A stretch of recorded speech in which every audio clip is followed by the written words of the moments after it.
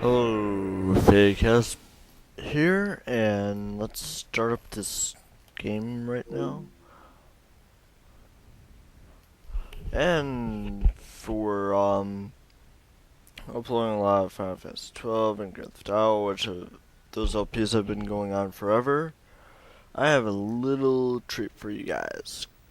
Konami. Oh, you guys should. Well, if you watch one of my previous LPs, a card, my Kingdom 4A card. You should recognize that. It is Yu-Gi-Oh! Duelists of Duelists.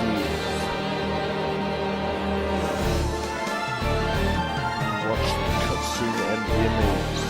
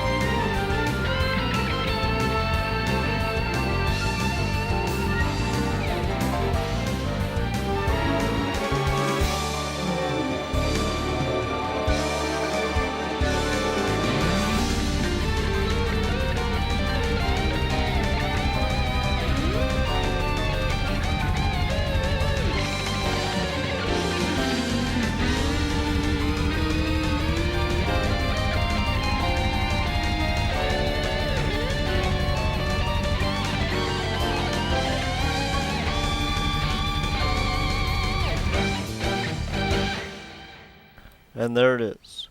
Yu-Gi-Oh! Duelists of the Roses.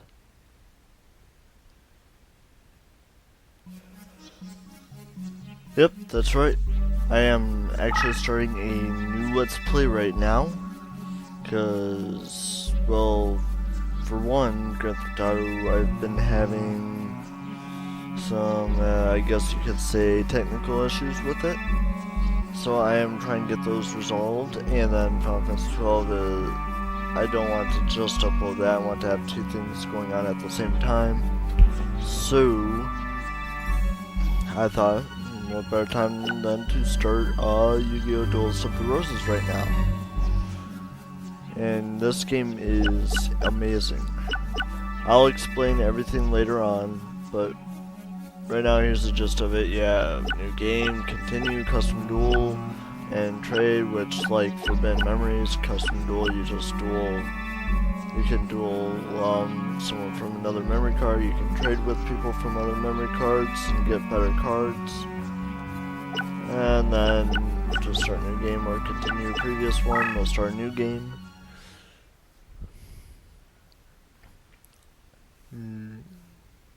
And as you can see, there's a different loading screen from the last Yu-Gi-Oh! The British Empire in the 1480s. So this game takes place all the way back in 1480.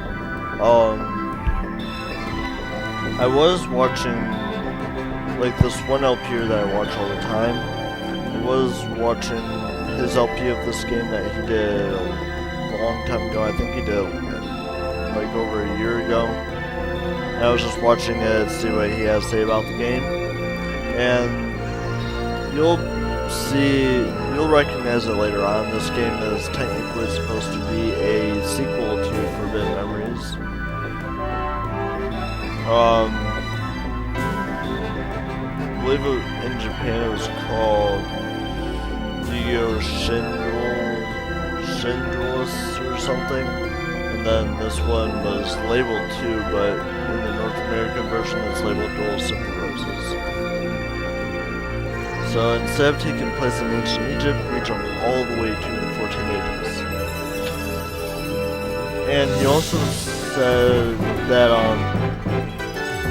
this game is actually based off of real people and a real war going on between the land houses of Lancaster and York. So, the names are based off of real people. And there's going to be a lot of dialogue here, so please bear with me. The Wars of the Roses, a power struggle between the houses of Lancaster, Red Rose, and York, White Rose, to decide a royal successor, was nearing an end. With the Yorkists well in lead, the reign of Richard III was but a step away. And as you can see, Richard III looks exactly like Hai Shin from Forbidden Memories. And in France, Henry Tudor, the last Lancastrian heir, was being forced to live a life of exile.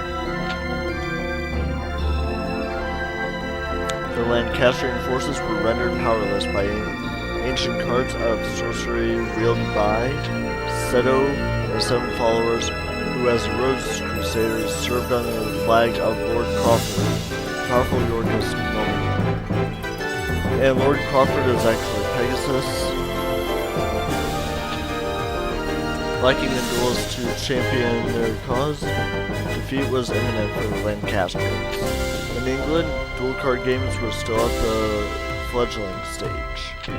Thus, the Lancastrians had to look elsewhere for a duel master capable of facing the Rosencrews in battle, which is Seto. With this in mind, Margaret Maid Beaufort of Lancaster secretly requested a high druid to summon a duelist from another age.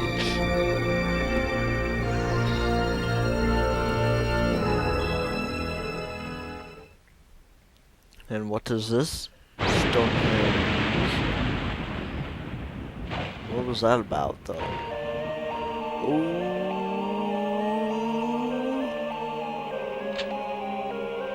Someone from the mystic circle of red and white roses, the one capable of harnessing pure power. There was truth to the legend of Rose Duelist. Hey, Margaret, I did it. Now we have the means for defeating the evil forces of Rosencrews. Oh, my apologies.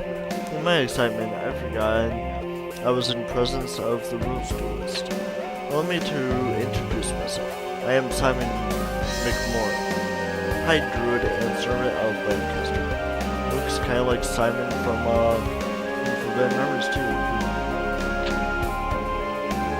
May I be so bold as to ask the name of which Rose Duelist would like to be known? And on here, what's about to happen is we choose our name, but based on our name, it actually chooses what deck leader we will start out with and what kind of deck. And I didn't really mess around. It's like random, but based on your name, it'll depend on whether you get good or bad deck leaders. And I never really messed around with it, so I'll just go with Faded and see where that gets us. If it gets us good cards, good for me. If not, we have time to. We'll be able to change it around anyway. Besides your deck leader, you don't really attack with it all. I'll explain later, but this is a completely new concept from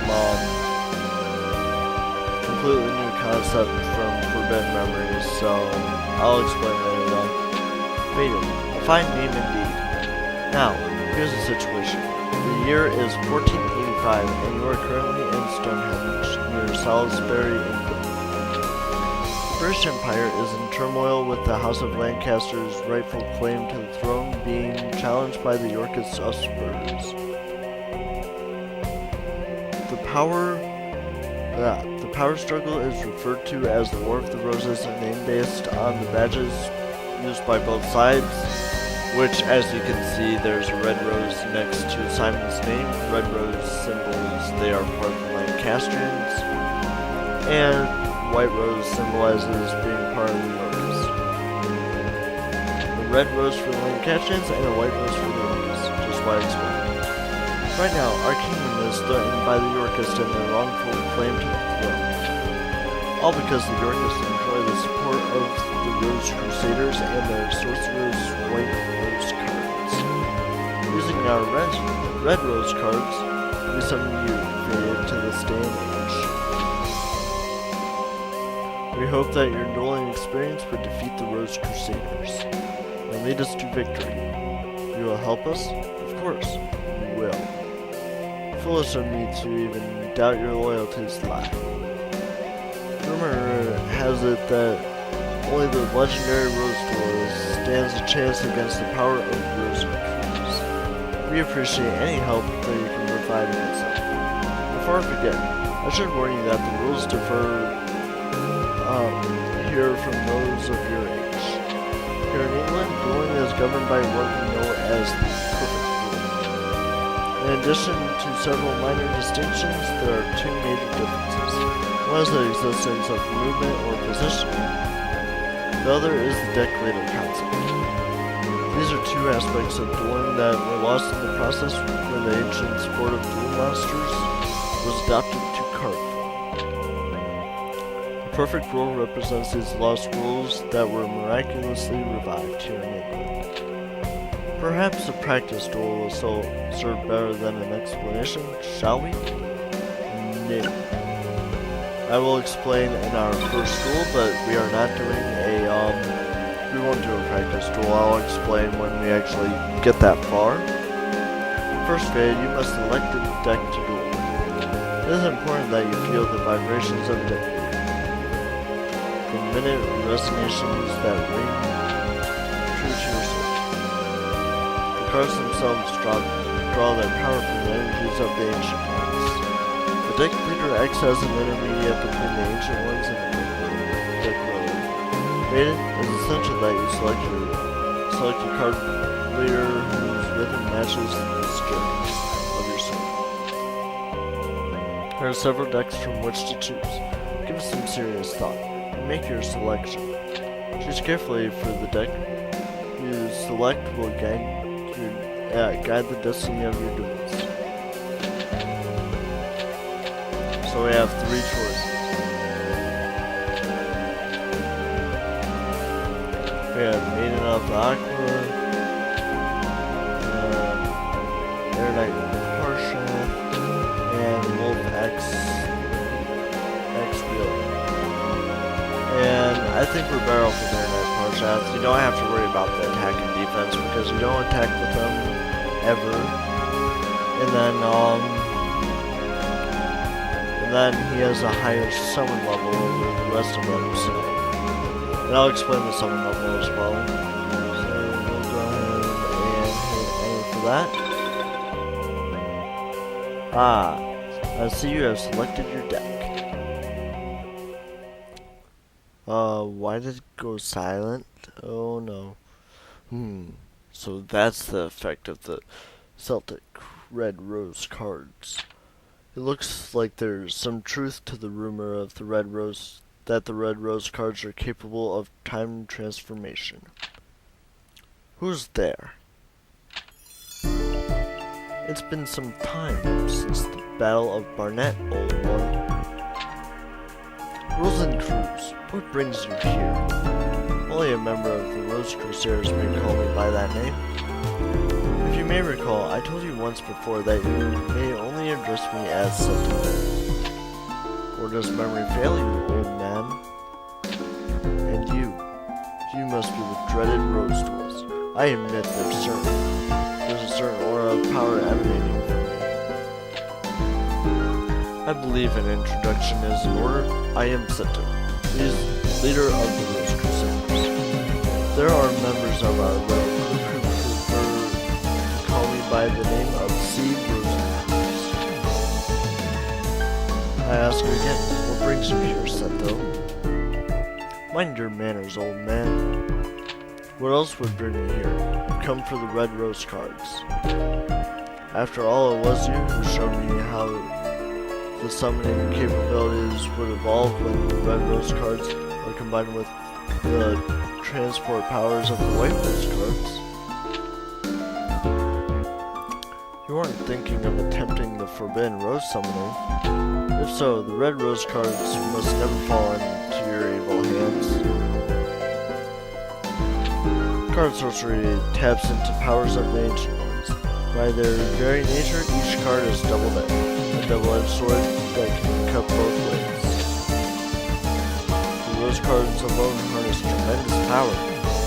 There's no telling what horrors might unleash to the world by combining both red and white. I will sacrifice my own life if needed to prevent any from uttering the spell of doom. Spell of doom? Fool. 16 red and white rose cards grant power over all. Druid legend has twisted the true meaning of these cards. We Rose Crusaders have sworn to create a utopia free from the ravages of war.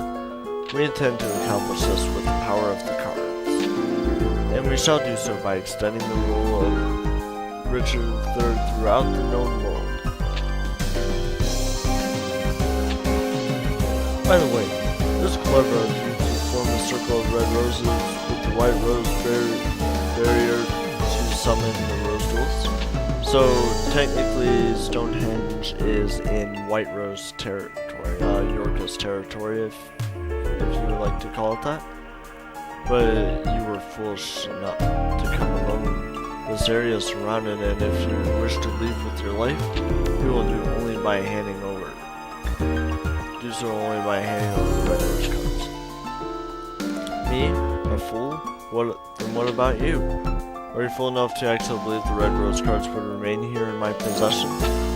Right after the summoning, I had the cards dispersed amongst our best duelists to keep them from your tainted hands. Then you leave me with but one option.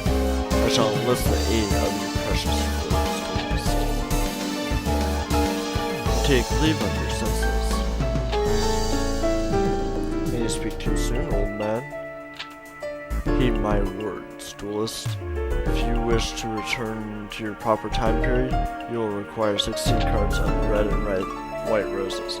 So there are actually 8 cards of each. 8 red and 8 white.